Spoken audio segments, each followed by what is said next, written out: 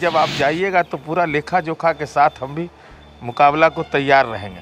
मंत्रिमंडल विस्तार माननीय मुख्यमंत्री का विशेषाधिकार है जो संवैधानिक प्रावधान के तहत है। 7 निश्चय पार्ट 2 पर काम शुरू हो गया है। ये जब होगा तो बेहतर होगा। ग्रहण कहाँ लगा हुआ है वो न जाने। नमस्कार, मेरा नाम आलोक है। आप लाइव स्टीज देख रहे हैं। बिहार में एनडीए की सरकार का गठन तो हो चुका है, लेकिन 2 महीने बीत चुके हैं, अब तक मंत्रिमंडल का विस्तार नहीं हुआ। विपक्ष लगातार हमलावर है, पूछ रहा है कि क्या नीतीश कुमार का वजन घट गया है गठबंधन में। इस वक्त जेडीयू के एमएलसी प्रखर वक्ता नीरज कुमार हमारे साथ हैं। शिवानंद तिवारी आरजेडी के नेता हैं, पूछ रहे हैं कि क्या नीतीश कुमार का वजन घट गया है गठबंधन में। देखिए, स्वाभाविक रूप से अपनी मन पीड़ा का इजहार कर रहे हैं।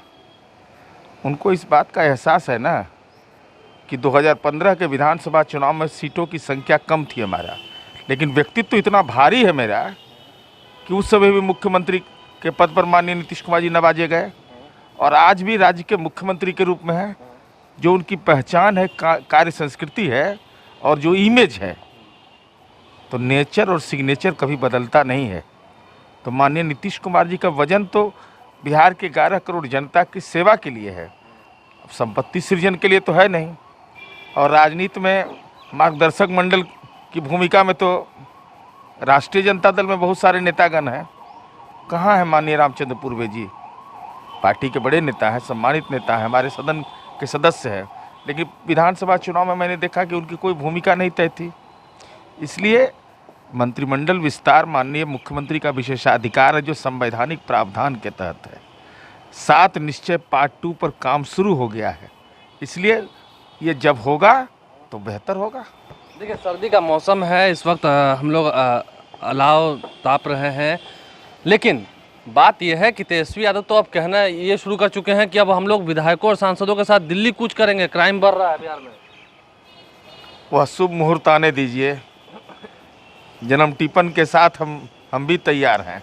मतलब नहीं, जन्म टिपन का मतलब यह होता है कि जब आप जाइएगा तो पूरा लेखा जोखा के साथ हम भी मुकाबला को तैयार रहेंगे। तैयार हैं बिल्कुल। हम लोग का कोई राजनीति में संपत्ति सृजन करना है कि जेडीयू बहुत कमजोर हो चुकी है, मुकाबला करने की क्षमता। अरे मुकाबला करने का तो हम तो सवाल का जवाब मांग रहे हैं, जवाब दे देना। क्यों नहीं जवाब देते हैं? हो सकता है कि हमारी, अरे भाई ठीक है, हम बड़े बाप के बेटा नहीं हैं, लेकिन सदन में तो उनसे लंबे समय से ज़्यादा समय से हैं। तो हम जो सवाल पूछ रहे हैं उनसे, उन सवालों का जवाब क्यों नहीं देते? बिहार के नौजवानों को यह क्यों नहीं बताते कि संपत्ति सृजन की कला कैसे, इस कम उम्र में भी आदमी कैसे उसको निर्धारित करेगा? इस बात को क्यों नहीं जानकारी देते हैं कि भाई मचिया लेकर करके जगता बाबू को और मदन मोहन झा जी को और अजीत शर्मा जी को जो संदेश दे रहे थे, वो संदेश का राजनीतिक निहितार्थ क्या था? नहीं, आरजेडी कुछ तो दावा भी करते हैं कि खरमास के बाद जदयू में बहुत बड़ी टूट होगी, अब तो खरमास बीत गया। अब तो उनसे न पूछे ग्रहण कहाँ लगा हुआ है वो न जाने।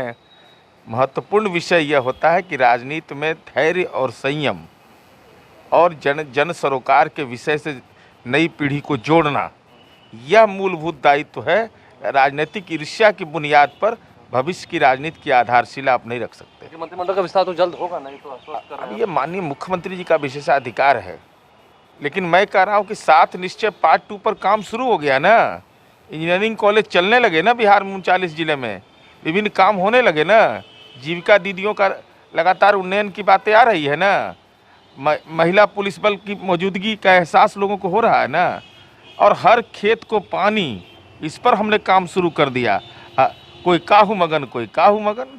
देखिए, भले ही नेता प्रतिपक्ष तेजस्वी यादव ये कह रहे हो कि वो दिल्ली कूच करेंगे, नीरज कुमार भी कह रहे हैं कि हम भी सारा पोथी पत्र आपका लेकर बैठे हुए हैं, तैयार रहिएगा, ठीक से डिबेट कीजिएगा। और जहाँ तक बात मंत्रिमंडल विस्तार की है, तो मुख्यमंत्री का विशेषाधिकार है। कल ही बिहार के मुख्यमंत्री नीतीश कुमार ने कहा कि जल्द हो जाएगा। ऐसे में जेडीयू कह रही है कि हम अपना काम कर रहे हैं, विपक्ष आरोप लगा रहा है, लेकिन जेडीयू उन बातों पर ध्यान भी नहीं दे रही है। हमारे चैनल को सब्सक्राइब कर लें, साथ साथ फेसबुक पेज भी लाइक करें। धन्यवाद।